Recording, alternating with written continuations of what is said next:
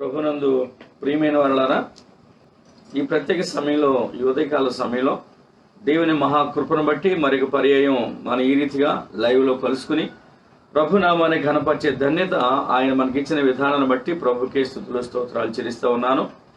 ఈనాడు live sun rise కార్యక్రమాన్ని మన లైవ్లో చూస్తానికి ప్రభు తెరిచిన ద్వారాన్ని బట్టి కూడా ప్రభుకే స్తుతులు స్తోత్రాలు చెల్లిస్తూ ఈ కార్యక్రమాన్ని వీక్షించాలని ఆశ కలిగి కూడి వచ్చినటువంటి వారందరికీ యేసుక్రీస్తు శుభనామములో వందనములతో పాటు ఈస్టర్ శుభములు తెలియజేస్తూ ఉన్నాను. ఈ సీఎను ప్రార్థన మందిర పక్షంగా మా కుటుంబ పక్షంగా అందరికీ ఈ ఈస్టర్ శుభాకాంక్షలు తెలియజేస్తున్నాను. ఈ కార్యక్రమాన్ని ప్రార్థన ద్వారా మనం ప్రారంభం చేసుకుందాం. ప్రార్థన. కృపగల ప్రభువా, ప్రేమగల మా పరలోకపు తండ్రి, మరొకసారి నీ పరిశుద్ధ పాదములకు స్తుతులు స్తోత్రాలు చెల్లిస్తూ ఉన్నా. ఉదయకాలం ప్రభు, ఈ ప్రాతకాలంలో మీ సన్నిధానంలోకి చేరి మీ నామను బట్టి ప్రార్థించి నీ వాక్కులు ధ్యానం చేసుకోవడానికి, తలపోసుకోవడానికి మాకు ఇచ్చిన సమయాన్ని బట్టి ప్రభు నీకు వందనాలు చెల్లిస్తూ ఉన్నా. ఈ ప్రత్యేక సమయంలో నీ పునరుద్ధానాన్ని గురించిన విషయాలు మేము ధ్యానించబోతుండగా మమ్మల్ని ధైర్యపరచమని, బలపరచమని, కృపతో నింపమని, వినగలిగే హృదయాన్ని మాకు అనుగ్రహించి ఆ విన్న మాటలను గ్రహించి మీ నామాన్ని ఘనపరచడానికి మీ ద్వారాలు తెరవమని కూడా ప్రార్థన చేస్తున్నాను. నాయన, తండ్రి, ఈ కార్యక్రమాన్ని వీక్షిస్తున్న బిడ్డలందరినీ మీరు దర్శించండి.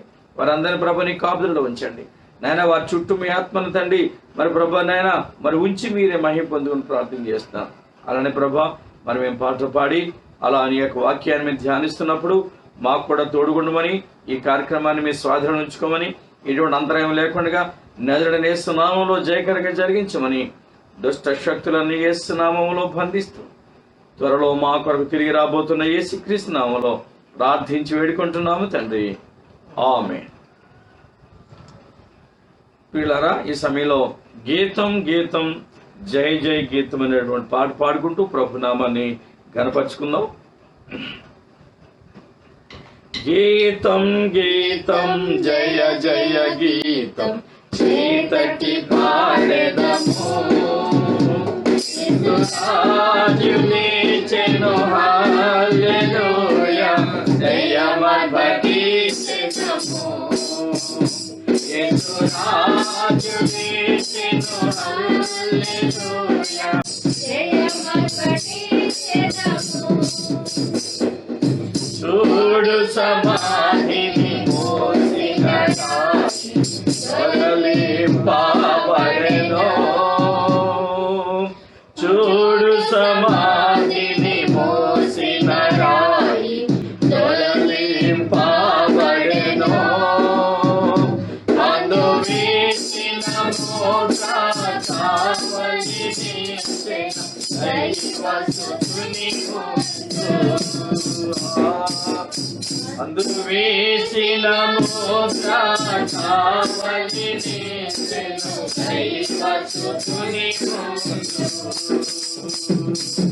గీతం గీతం జయ జయ గీతం చీకటి పాడెదము, యేసు రాజునిచెను హల్లెలూయా, జయమర్పటించెదము. యేసు రాజునిచెను హల్లెలూయా, జయమర్పటించెదము. వలదు వలదు యెహోవా వలదు, దేవుని హల్లెలూయాకు.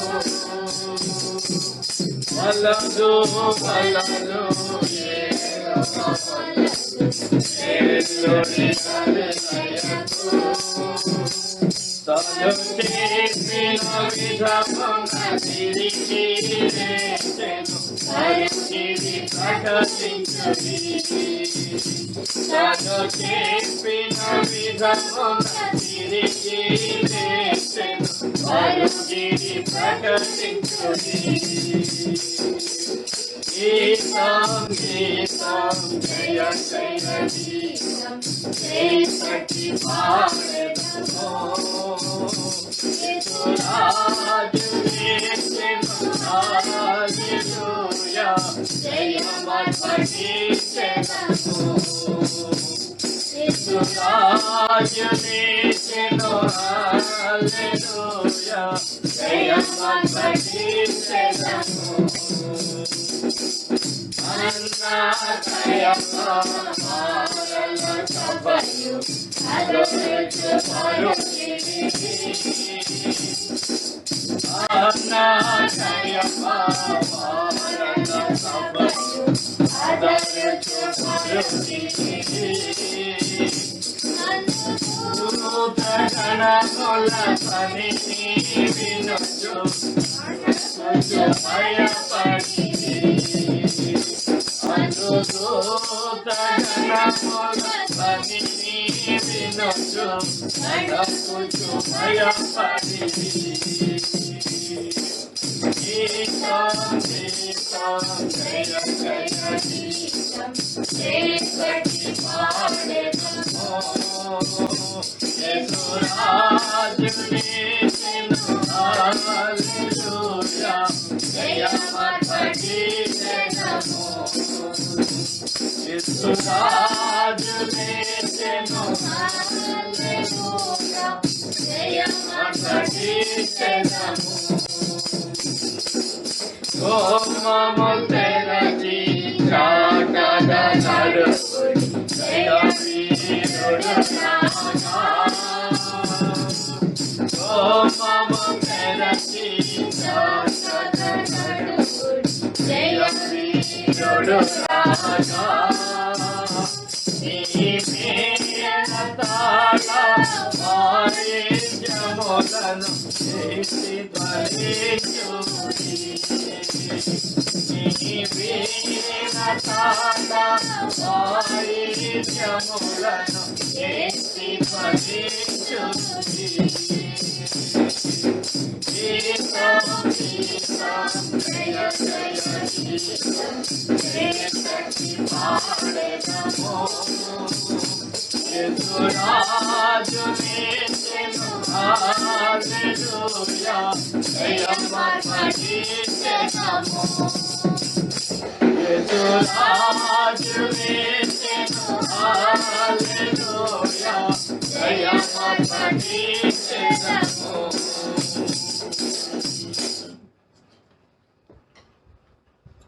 ప్రభునందు ప్రియమైన వాళ్ళారా, ఈ సమయంలో మన వాక్య భాగాన్ని ధ్యానం చేసుకుందాం. మత్తయి శుభవార్త 28వ అధ్యాయము మనం మొదటి 2 వచనాలు చూసినట్లయితే ప్రభు మరి ఏ రీతిగా పునరుద్ధరణుడయ్యాడో, ఏ రీతిగా లేపబడ్డాడో అనే విషయాన్ని మనం చూడగలుగుతూ ఉన్నాం.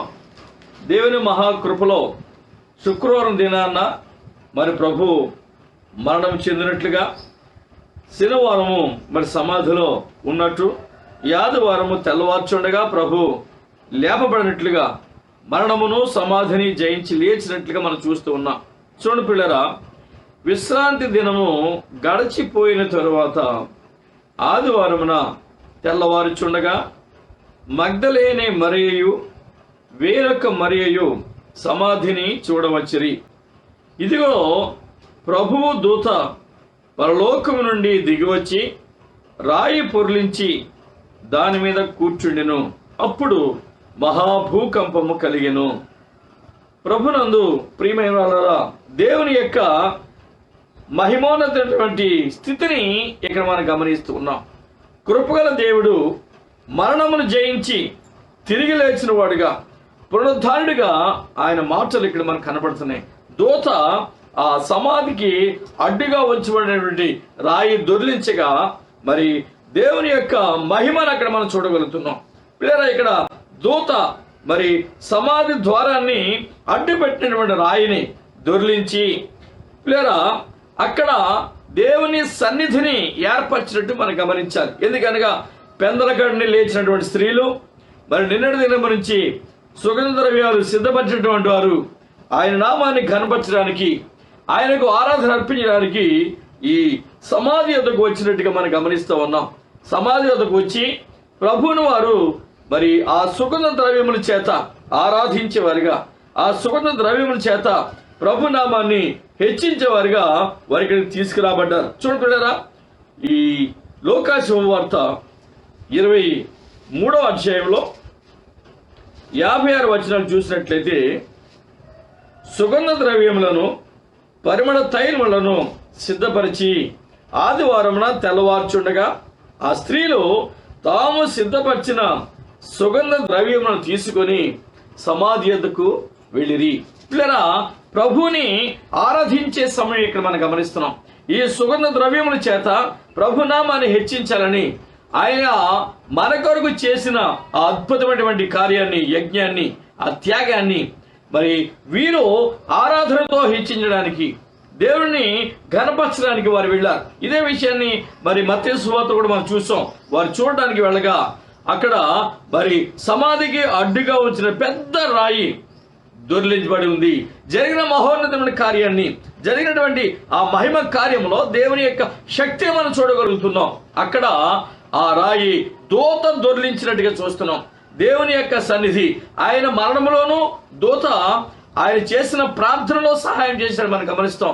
ఆయన చెమట మరి రక్త బిందులుగా కారుతున్నప్పుడు, తండ్రి నీ చిత్తమైతే ఈ గిన్నె నా యొద్ద నుంచి తొలగించు ప్రభువా అని ఆయన విజ్ఞాపనతో ప్రార్థన చేసినప్పుడు ఆ ప్రార్థన విని దూత మరి వచ్చి ఆ ప్రభుని బలపరిచినట్టుగా మనం చూస్తున్నాం. ఆ మరణ సమయంలోనూ దూత చేత ఆదరించబడినవాడు, బలపరచబడినవాడు.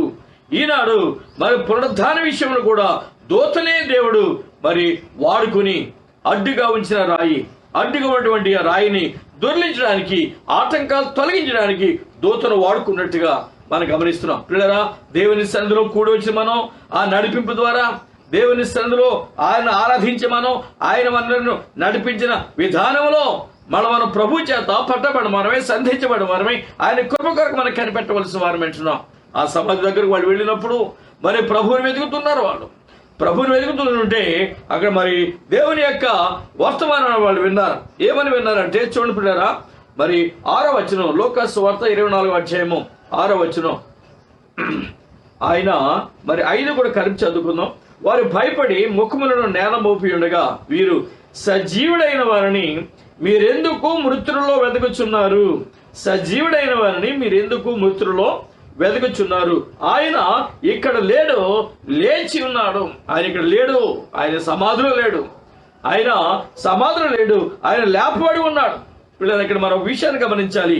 నిన్నటి దినాన ఆయనను సిలువ వేస్తున్నప్పుడు ఈ లోక సూర్యుడు మరి చీకటమయమైనట్టుగా చూసాం. ఎందుకంటే నీతి సూర్యుడు అనుభవిస్తున్నటువంటి శ్రమలను చూడలేక ఆ ఈ లోక సూర్యుడు మరి కనుమరుగైనట్టుగా ఆ చీకటి లోకానికి కలిగినట్టు మనం గమనిస్తున్నాం. ఇక్కడ పిల్లరా, ఈ ప్రభు పునరుద్ధరణుడై లోకానికి అందించినటువంటి శుభవర్తమానాలను గమనించండి. ఆయన ఇక్కడ లేడు, సమాధిలో లేడు, ఆయన లేచి ఉన్నాడు. ఆయన లేచి ఉన్నాడు.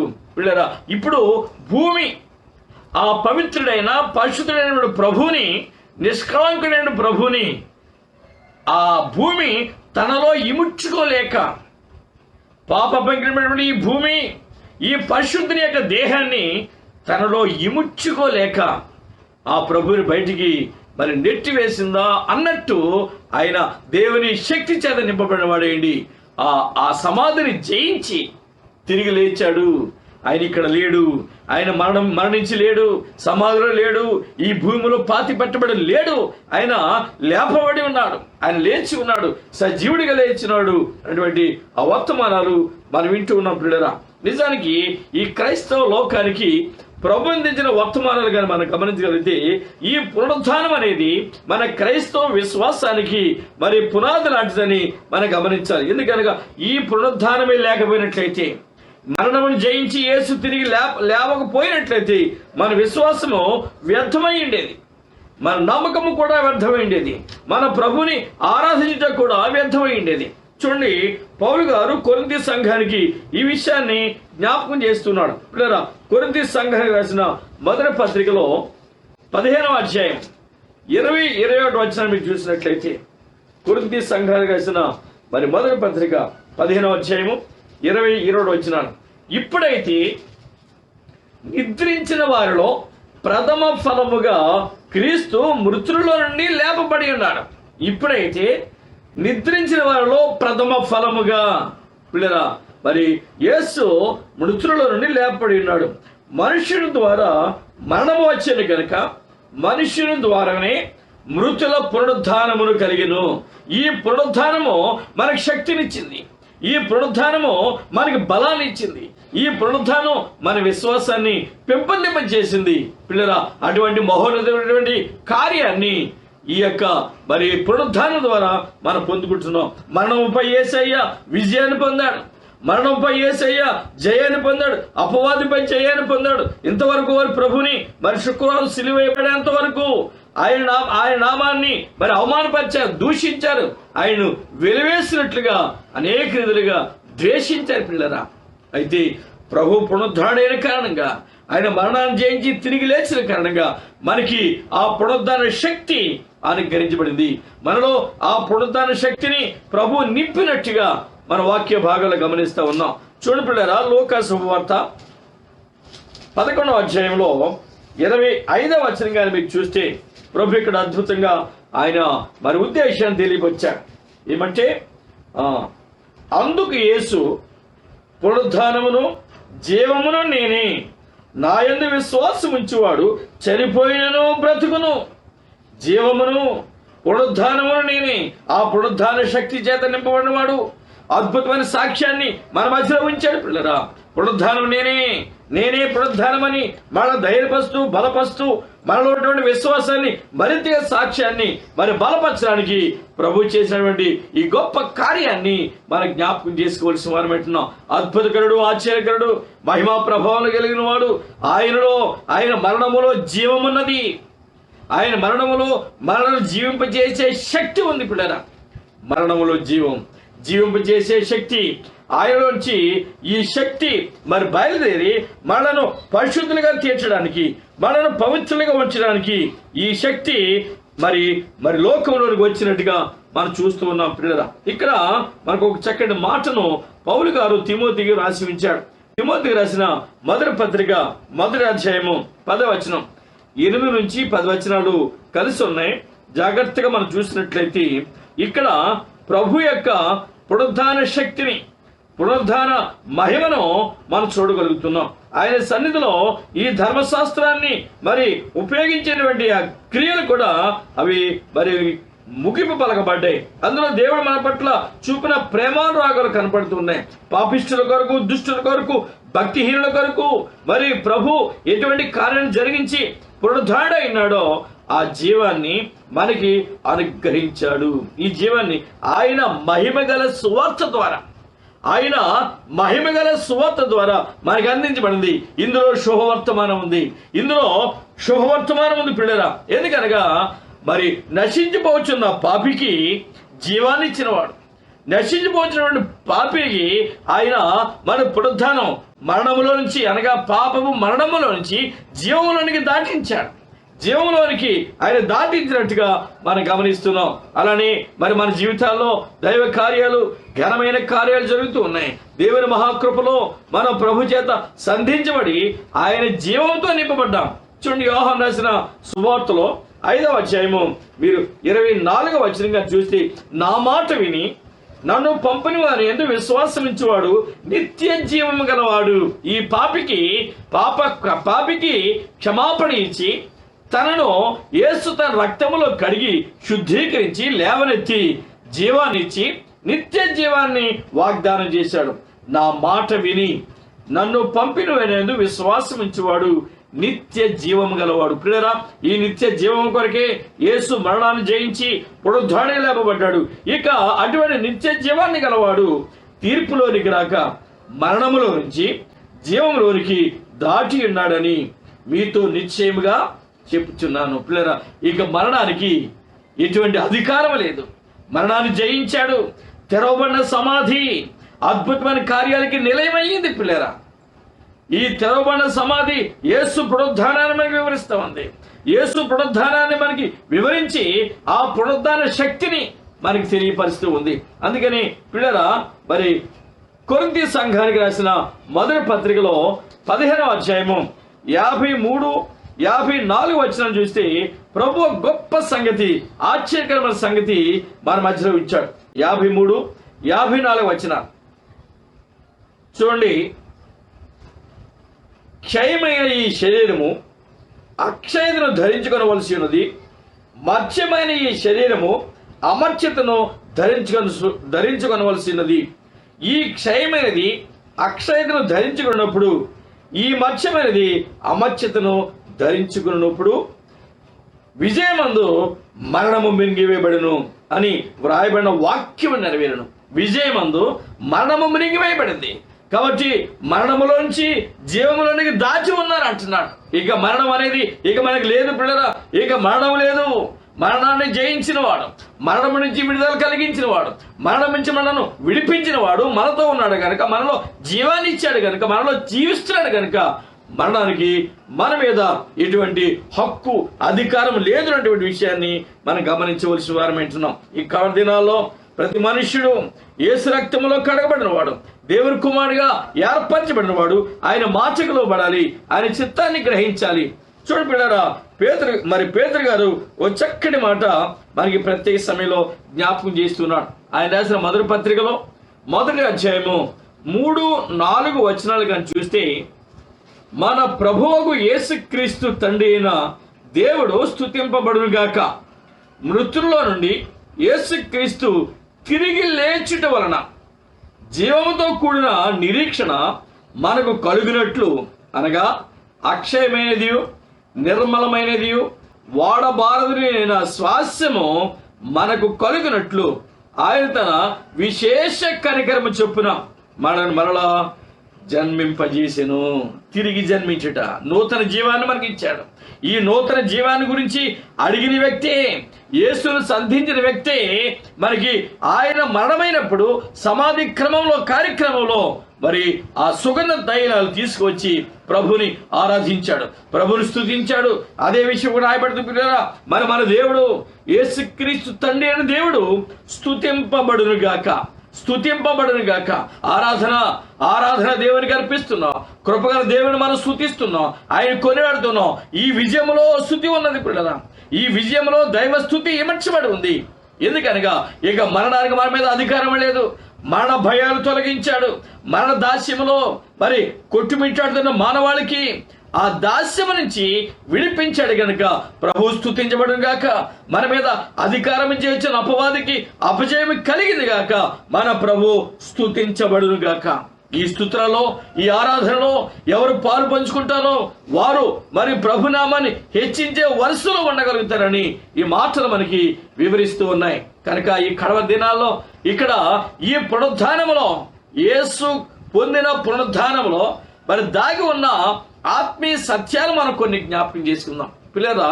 ఇక్కడ మనం మరి ముఖ్యంగా చూడవలసింది ఏంటంటే, ఆయనను సమాధి చేసినటువంటి ఆ సమాధి, ఆయన మృతదేహాన్ని ఉంచినటువంటి సమాధి తెరవబడింది. ఇది పునరుద్ధానములో మొదటి అద్భుతకరమైనటువంటి ఆ మహిమ కార్యంగా మనం దీన్ని గమనించాలి. సమాధి తెరవబడింది కనుక తెరవబడిన సమాధిని మనం చూస్తున్నాం. ఆ సమాధి తెరవబడగా ఆ లోపల మరణ సంబంధమైనవి ఏమీ లేదు. ఆయన సజీవుడిని లేపబడ్డాడు. ఆ మృతులలో, ఆ సమాధిలో ఆయన లేడు, ఆయన లేపబడ్డాడు. ఈ చక్కటి సాక్ష్యం మన జీవితాల్లో మనం కలిగి ఉండాలి. ఈ విషయాన్ని మత్తయి తన సువార్తలో 28వ అధ్యాయంలో 2-4 వచనాల మధ్యలో ఈ విషయాన్ని వివరించాడు. ప్రభు దేహాన్ని ఆ సమాధిలో ఉంచుకోలేకపోయింది. ఆ పరిశుద్ధుని దేహం సమాధిలో లేదు ప్రియులారా. అది విజయాన్ని పొందింది. తన యొక్క ప్రాణాన్ని తిరిగి మరలా కలిగినట్టుగా, పొందుకున్నట్టుగా మనం చూస్తున్నాం. అందుకని అంటాడు యోహాను సువార్త 10వ అధ్యాయం 17-18 వచనాల్లో, నా ప్రాణం పెట్టడానికి, దాన్ని మరలా తీసుకోవడానికి నాకు అధికారం ఉన్నది అంటాడు. తన ప్రాణం పెట్టాడు. ఆ శిలువలో భయంకరమైన మరణాన్ని రుచి చూచాడు. ఇప్పుడు మరణమును జయించి తిరిగి లేచాడు పిల్లరా.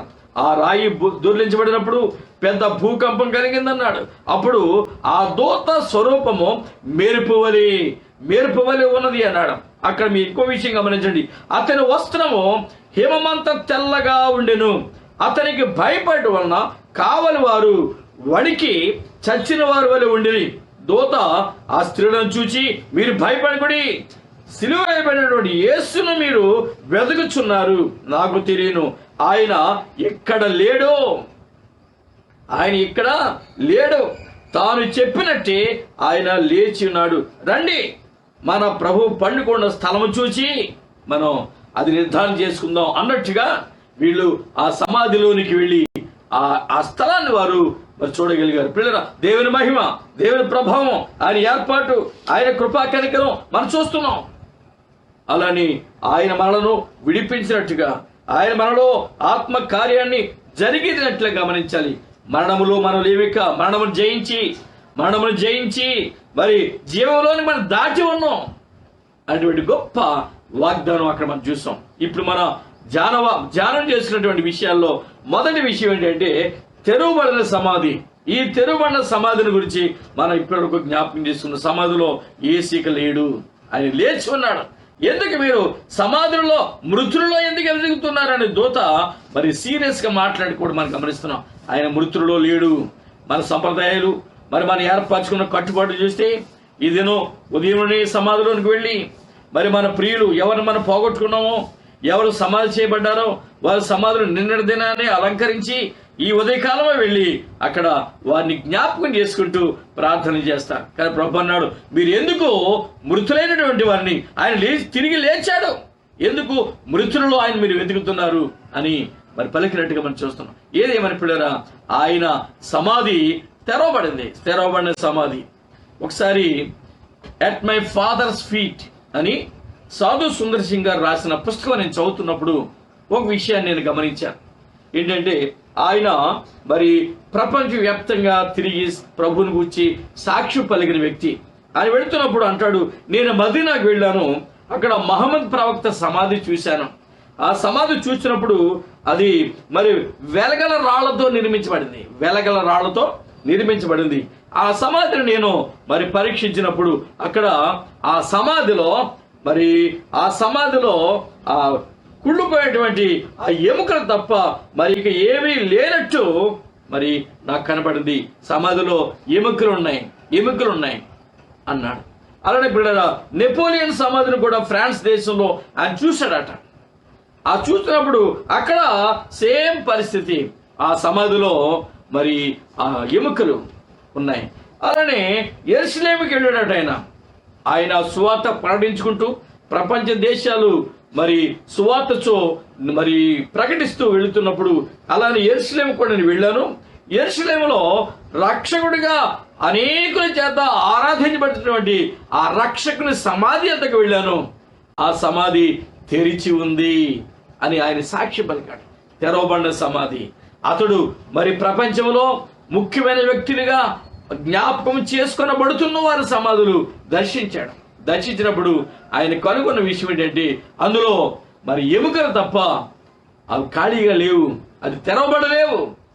యేసు యొక్క సమాధి మాత్రమే తెరబడి ఉంది అని, నా రక్షకుడు, నా ప్రభు, నన్ను విమోచించిన వాడు, నా కొరకు ప్రాణం పెట్టి తిరిగి లేచిన వారి యొక్క సమాధి తెరబడి ఉంది. నా రక్షకుడిని నేను స్తుతించాను, ఆయన సజీవుడిగా లేపబడ్డాడు కాబట్టి నా రక్షకుడైన యేసునందు నేను ఆనందించాను, నా రక్షకుడైన యేసును నేను స్తుతించాను అన్నాడు. పిల్లరా, ఈ వాక్యాన్ని వింటున్న మనం కూడా తెరబడినటువంటి ఆ యేసు సమాధిలో యేసు లేడు, ఆయనలో జీవం ఉంది, పునరుద్ధరణ శక్తి ఉందని ఎరిగి మనం కూడా అటువంటి అద్భుతమైనటువంటి సాక్ష్యాన్ని ప్రభు నిమిత్తం, అనేక నశించిపోతున్న ఆత్మ నిమిత్తం ఈ సాక్ష్యాన్ని మనం అందించవలసిన వారు వింటున్నాం. అలానే పిల్లరా, రెండవ అంశం, మొదటిది తెరవబడిన సమాధి, రెండవది తెరవబడిన కన్నులు. ఆయన సమాధిని జయించి తిరిగి లేచాడు అని ప్రపంచమంతా చాటి చెప్పుకుంటుంది. అదే రోజు ఆ పునరుద్ధాన దినమ రోజునే ఇద్దరు శిష్యులు ఎమ్మాయి గ్రామానికి వెళుతూ ఉన్నారు. యెరూషలేము నుంచి ఎమ్మాయి గ్రామానికి వెళుతూ ఉన్నారు. అలా వెళుతూ ఉన్నప్పుడు ఆ ఇద్దరు శిష్యులు ఒకరితో ఒకరు అక్కడ జరిగినటువంటి సంభవాల గురించి మాట్లాడుకుంటూ ఉన్నారు. ఇంతలో యేసయ్య అటు వెళ్ళడం తటస్థించింది.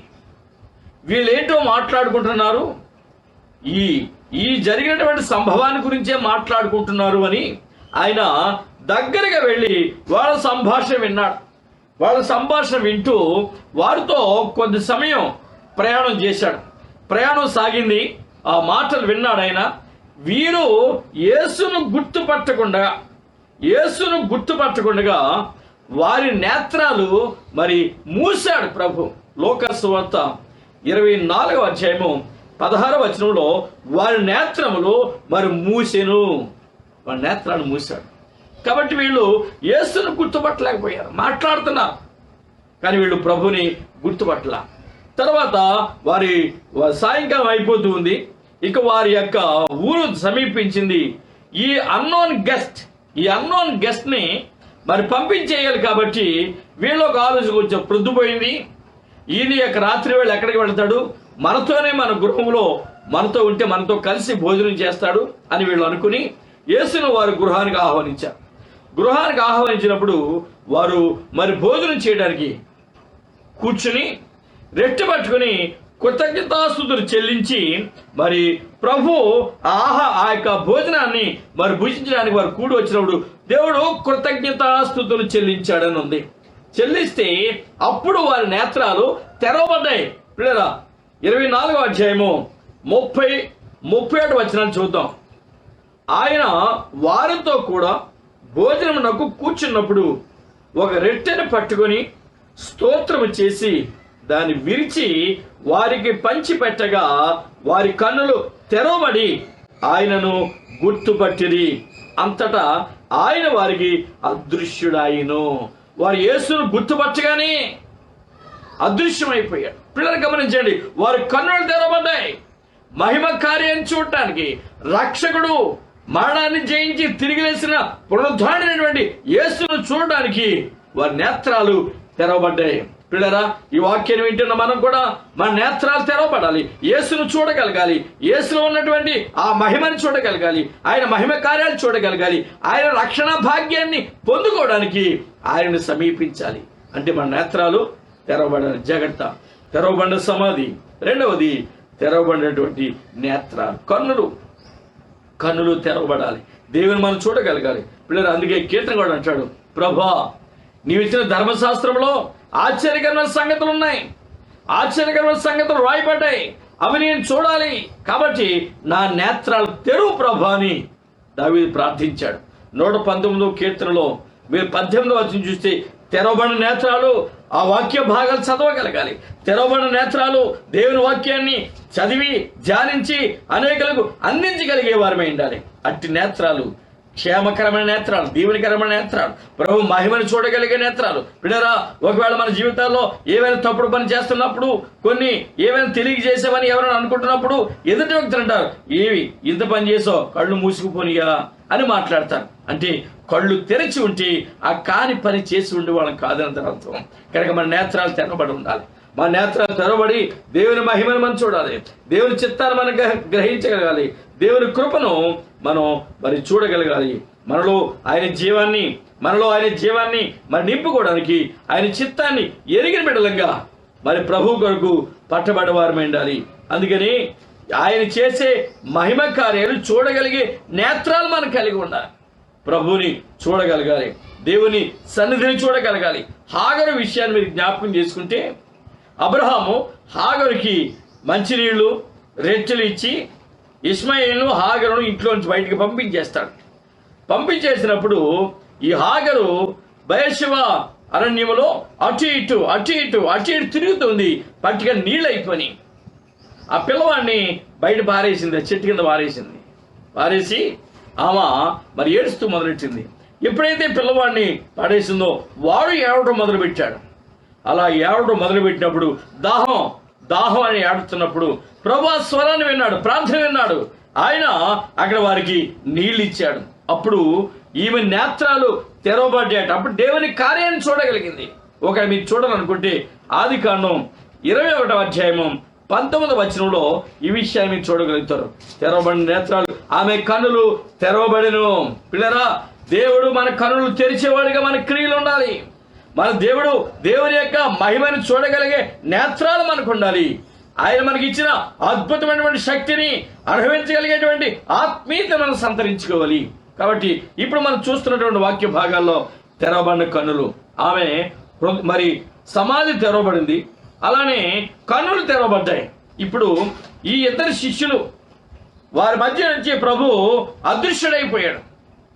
అదృశ్యుడైనప్పుడు వీళ్ళ మధ్యలో జరుగుతున్న సంభాషణ గురించి మనం ఇంకా చూస్తే అక్కడ ప్రభు ఒక అద్భుతమైన కార్యం చేశాడు. ఏమనంటే 24వ అధ్యాయంలోనే లూకా సువార్త 45వ వచనం చూస్తే, అప్పుడు వారు లేఖనములో గ్రహించినట్లుగా ఆయన వారి మనస్సు తెరచెను. ధర్మశాస్త్రంలో వ్రాయబడి ఉన్న విషయాలు, అలానే అక్కడ జరిగినటువంటి సంభవాలు, ఇలా ప్రభువారు దర్శించి, ఒకవేళ మీరు నన్ను చూసి నమ్మితే చూడండి, నా కాళ్ళు చూడండి, నా చేతులు చూడండి, నా ఎముకలు చూడండి, ఆయన వారితో మాట్లాడడం చూసాం 39వ వచనంలో. చూడండి, నేనే ఆయనను అనుటకు నా చేతులను నా పాదములను చూడడానికి నేత్రాలు తెరవబడ్డాయి. ప్రభుని చూడడానికి నేత్రాలు చూడబడ్డాయి. నన్ను పట్టే చూడండి, నాకున్నట్టుగా మీరు చూస్తున్న ఎముకలను మాంసమును భూతములకు ఉండవని చెప్పాడు. పిల్లరా, ఆయన చేతులు చూపించాడు. ఆయన మరి చేతులు చూపించి ఆయన గాయాలు చూపించాడు. కృపగల దేవుడు చూసే నేత్రాలు మనకి ఇచ్చాడు. ఆయన మహిమను చూసే నేత్రాలు ఇచ్చాడు.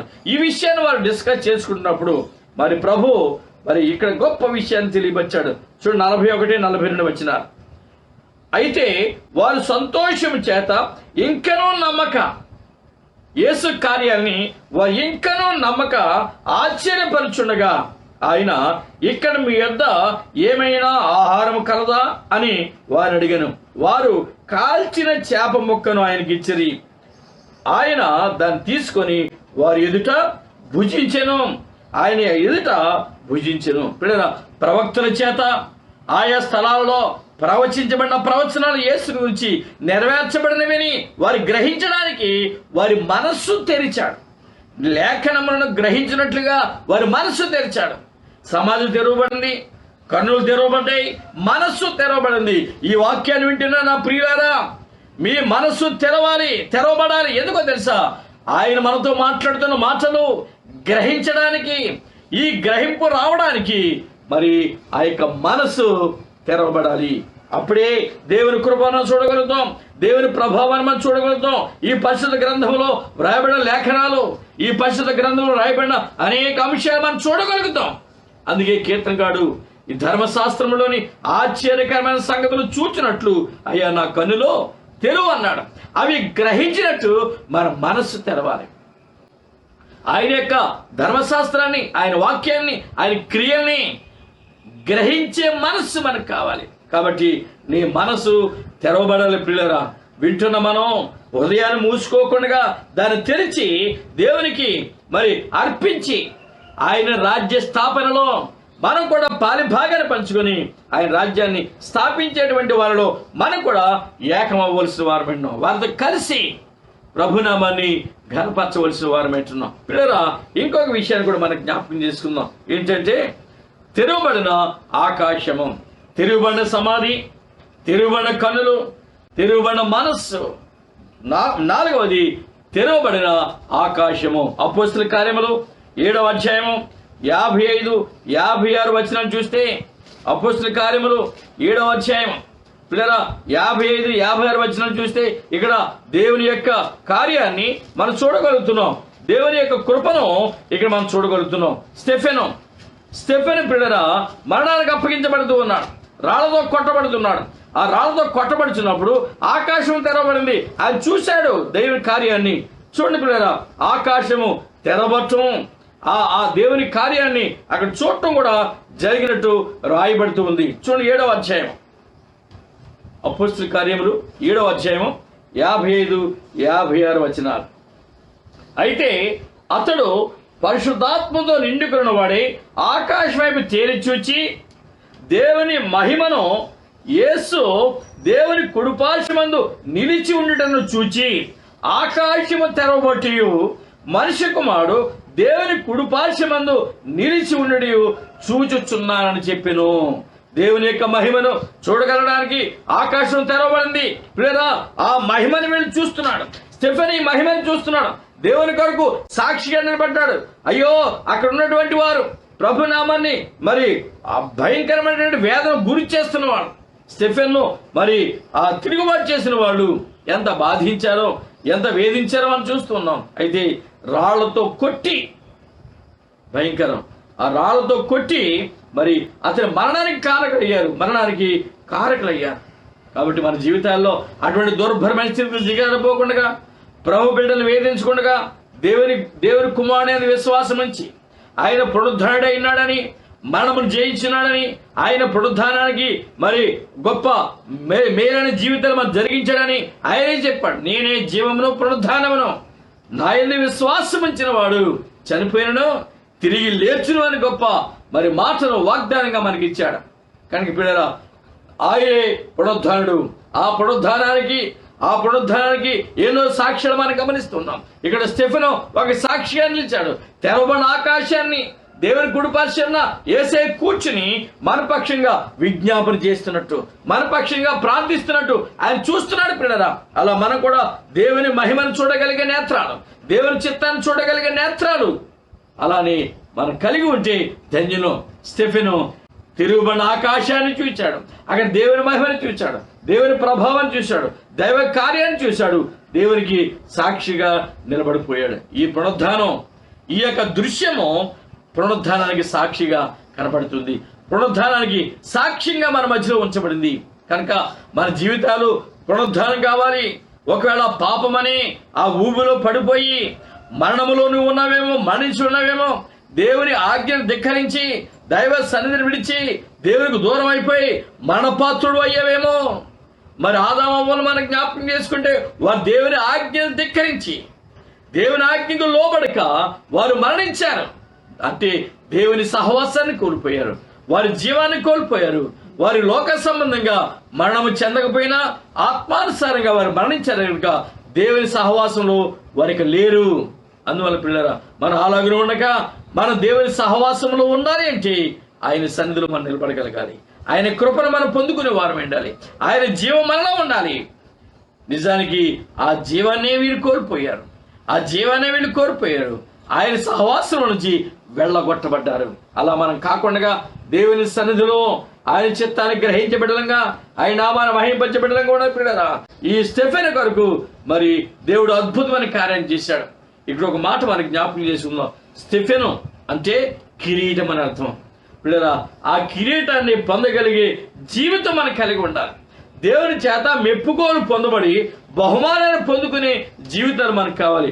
బహుమానాన్ని అందుకునే ఆత్మీయత మనకు కావాలి. కనుక ఇటువంటి యాత్ర, ఇటువంటి జీవన విధానం మనం కలిగి ఉన్నామా? ఇటువంటి జీవన విధానంలో మనం కొనసాగుతున్నామా? దేవుని ఘనపరచబడగలిగే బిడ్డలంగా, దేవుని మహిమను చూడగలిగే బిడ్డలంగా, దేవుని వాక్యాన్ని గమనించగలిగి గ్రహించగలిగే హృదయం కలిగిన బిడ్డలంగా మన విశ్వాస జీవితాన్ని కొనసాగిస్తున్నామా? మన జీవితాన్ని మనం పరీక్షించుకుందాం. ఏ స్థితిలో ఉన్నామో, ఎలా ఉన్నామో, ఎలా మన యొక్క జీవితాన్ని కొనసాగించుకుంటున్నామో అని మనమే పరీక్షించుకోవాలి. పిల్లరా, దేవుని సహవాసంలో ఉన్నామా? ఈ మాట ఉన్నతమైన మాట, ఈ మాట అద్భుతమైన మాట. అందుకనే దీన్ని మీరు గమనించండి. ఇంకో విషయాన్ని కూడా మీరు చూసినట్లయితే, యేసయ్య మరి బాప్తిజం తీసుకొని ఆ యోర్దాను నదిలో నుంచి మరి బయటికి వస్తున్నప్పుడు ఆకాశం తెరవబడింది, దేవుని యొక్క స్వరం వినబడింది, దేవుని ఆత్మ పావురు వలె దిగి వచ్చింది. గొప్ప సంగతి, ఆ తెరవబడిన ఆకాశం నుంచి ఒక స్వరం బయటకు వచ్చింది. ఇదిగో ఇతడు నా ప్రియ కుమారుడు, ఇతని యందు నేను ఆనందించుచున్నాను. అద్భుతమైన సాక్ష్యం, యేసుని గురించి దేవుడిచ్చిన సాక్ష్యం. మరి పిల్లరా, నీ విషయంలో దేవుడు ఇటువంటి సాక్ష్యాన్ని పలుకుతున్నాడా? యోబు విషయంలో కూడా అద్భుతమైన సాక్ష్యం ఇచ్చాడు దేవుడు. ఇతడు నీతిమంతుడు, యథార్థవంతుడు, నా యందు యెహోవా యందు భయభక్తులు కలిగిన వాడు. అద్భుతమైన సాక్ష్యం. ప్రభు నీ విషయంలో సాక్ష్యం ఏమిస్తున్నాడు? నీవు ప్రభు కొరకు సాక్ష్యం ఇవ్వగలుగుతున్నావా? నీవు ప్రభు కొరకు సాక్ష్యం ఉంటే నీకు వచ్చి దేవుడు సాక్ష్యం పలుకుతాడు. నీ హృదయం తెరవబడాలి, నీ జీవితం తెరవబడాలి, నీ కన్నులు తెరవబడాలి, నీ మనసు తెరవబడాలి. నీ బ్రతుకులో మరి తెరచినటువంటి అనుభవాలు నీకు కావాలి. చీకటిమయమైన జీవితాలు కాదు, మూసేయమైన జీవితాలు కాదు.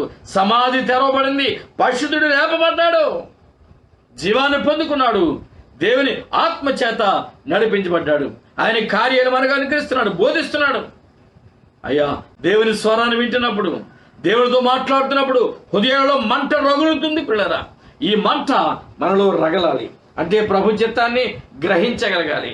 అలానే ఇంకొక విషయాన్ని మీరు గమనించినట్లయితే అపోస్తుల కార్యములో 16వ అధ్యాయము 15వ వచనం చూస్తే ఇక్కడ లూదియా హృదయము తెరవబడినట్టు మనం చూస్తాం. అపోస్తుల కార్యములు 16వ అధ్యాయం పిల్లరా, అపోస్తుల కార్యములు 16వ అధ్యాయంలో ఇక్కడ దేవుని మాట 15వ వచనం మీరు చూస్తే 16వ అధ్యాయం 15వ వచనం, ఆమె ఇంట నుండి వారును బాప్తిస్మము పొందినప్పుడు ఆమె, నేను ప్రభువునందు విశ్వాసము గలదానని మీరు ఎంచితే నా ఇంటికి వచ్చి ఉండుమని వేడుకొని మమ్మను బలవంతము చేసెను. ఆ బలవంతం చేసినప్పుడు ఆమె హృదయం తెరవబడింది కాబట్టి బలవంతం చేసింది. చూడండి 14వ వచనంలో ఆమె హృదయం తెరవబడింది అనే మాట ఇక్కడ కనబడుతుంది. అప్పుడు లూదియాను దైవభక్తి గల ఒక స్త్రీ వాక్యాన్ని వింటూ ఉన్నప్పుడు ఆమె స్థితి ఏమిటో తెలిసి ఆమె ఓదా రంగు పొడిని అమ్ముకున్నటువంటి తుయితేర పట్టణస్థురాలు. అప్పుడు ప్రభు ఆమె హృదయమును తెరిచెను గనుక పౌలు చెప్పిన మాటలు యందు లక్ష్యమించెను. తెరవబడిన హృదయం పిల్లరా, మన హృదయాలు తెరవబడాలి. మన హృదయంలో ఎటువంటి పాప స్థితి ఉండడానికి వీల్లేదు. మన హృదయంలో పాపం అనేది నివాసం చేయడం వీల్లేదు. ఎందుకనగా ఆ తెరవబడిన హృదయం అని కలిగి ఉంటే, మన హృదయాలు తెరవబడితే ఆ హృదయం దేవుని ఆలయంగా మారిపోతుంది. నీ హృదయం తెరవబడితే నీ హృదయం దేవుని ఆలయంగా మారిపోతుంది. హృదయం తెరవబడాలి. హృదయంలో దేవుని శక్తి ఉండాలి, దేవుని ప్రభావం ఉండాలి, దైవ కార్యాలు ఉండాలి. పిల్లరా, కృపగల దేవుడు మనకిచ్చినటువంటి ప్రతి ఆత్మీయతను మనం పొందుకోవాలి. లూదియా హృదయం తెరవబడింది. ఆ హృదయం తెరవబడింది కనుక దేవునికి సాక్షిగా ఆమె నిలబడగలిగింది. అలా మన బ్రతుకు దినాల్లో విశ్వాసం కలిగినటువంటి ఆ మాటలు వినాలి. మాట వింటే ఆమె ఆ వినుచున్న వాక్యమందు ఆసక్తి కనపరచగా, వాక్యాన్ని శ్రద్ధగా వినిచుండగా ఆమె హృదయం తెరవబడింది. నీవు వాక్యాన్ని నిజంగా శ్రద్ధగా వింటే, ఈ వాక్యాన్ని నువ్వు శ్రద్ధగా వినగలిగితే నీ హృదయం తెరవబడుతుంది.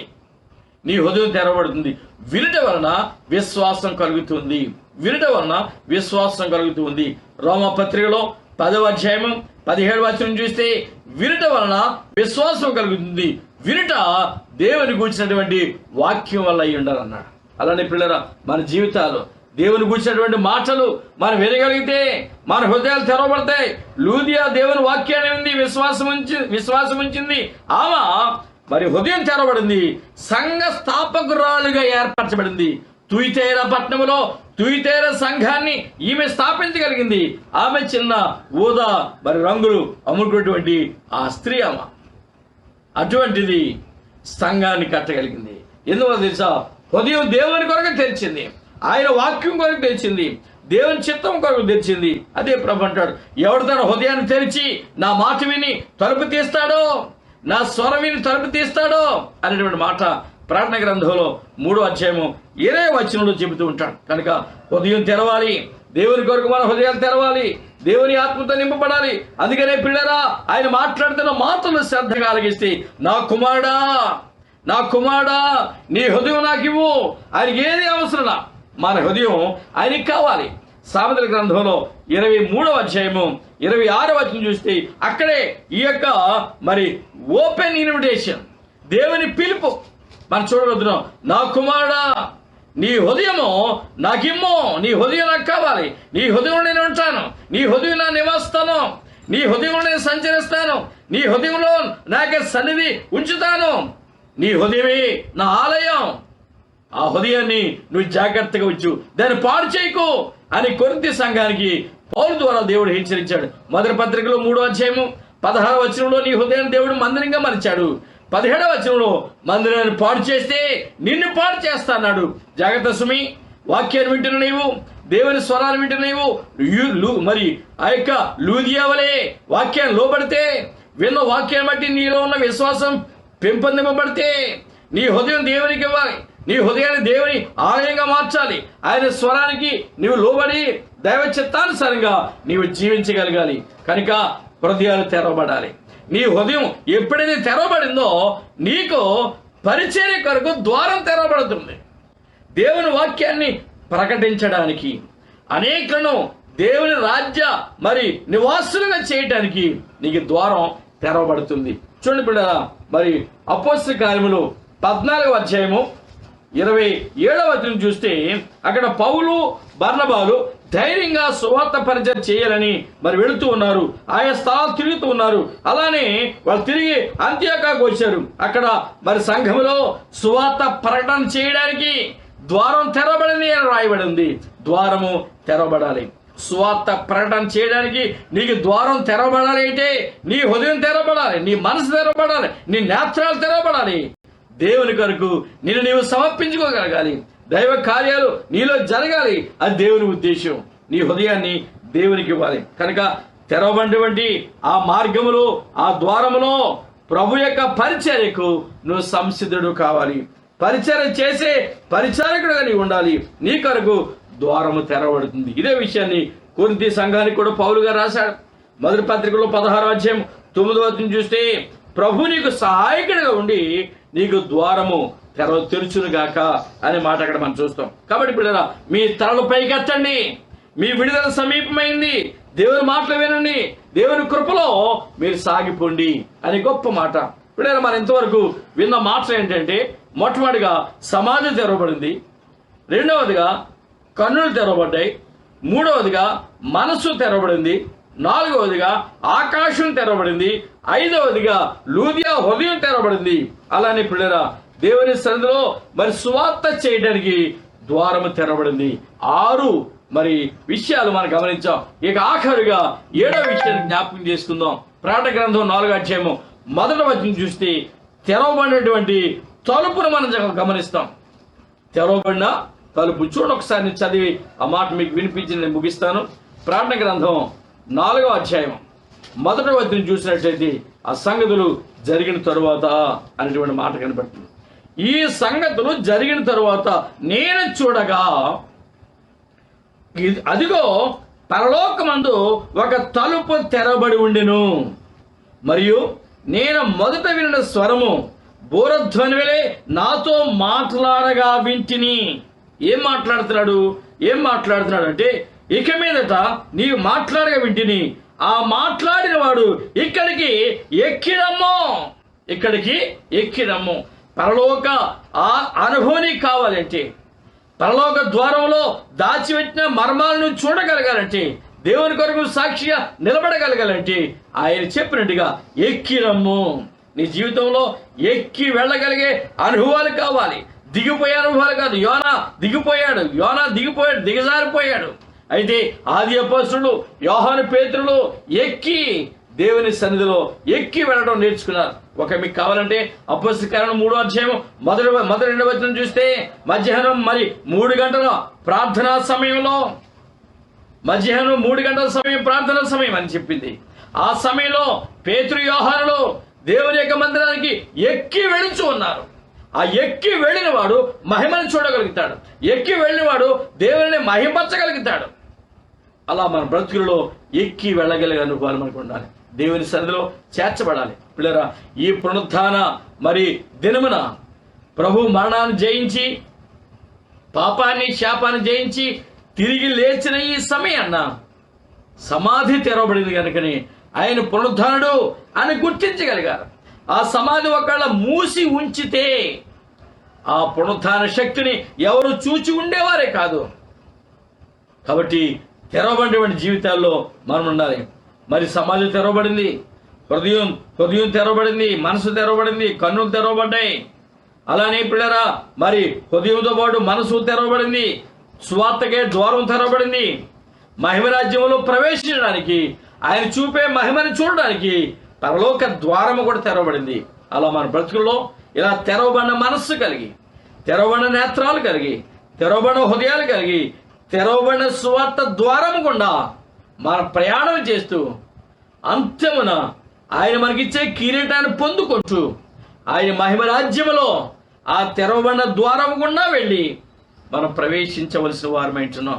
ఇట్టి ఆత్మీయ స్థితి మనకు అవసరమని ఈ పునరుద్ధాన దినంలో ఈ పునరుద్ధానుడైన యేసు మనకు ప్రబోధించాడు. ఈ ప్రబోధలో ఈ యొక్క ఆయన మనకు బోధించినటువంటి ఈ అంశంలో మనం నేర్చుకోవాల్సిన విషయాలు మరి ఏడు విషయాలు మనం గమనించాం. కనుక ఇటు ఆత్మీయ స్థితి కలిగి ప్రభు కృపలు మనందరూ కూడా ముందుకు సాగిపోనట్లు దేవుడు తన కృపతో మనందరినీ సంధించి నడిపించాలని ప్రభు సన్నిధిలో మరి కోరుకుంటూ మరి ప్రార్థించుకుందాం. కృపా కనికరం కలిగిన మా పరలోకపు తండ్రి, మరొకసారి నీ పరిశుద్ధ పాదాలు పొందున్నాం. మా గొప్ప దేవా నీకే స్తుతులు స్తోత్రాలు. ఇంతవరకు మాతో మాట్లాడావు. అయ్యో నీ సన్నిధి మాతో ఉంచావు, మీ ఆత్మను మాతో ఉంచావు.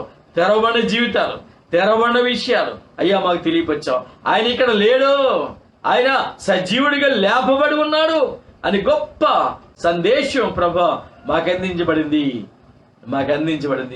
సజీవుడు పునరుద్ధానుడిగా మరణాన్ని జయించి జయశీలిగా లేపబడ్డాడు అనే గొప్ప సంగతి మేము విన్నాం. తెరవబడిన సమాధిలో నుంచి యేసయ్య ఆయన లేడు అనే విషయాన్ని మేము పొందాం. సమాధి ప్రభా నీకు సాక్ష్యంగా ఉంది, నీవు సజీవుడు అని సాక్ష్యం ఇస్తుంది.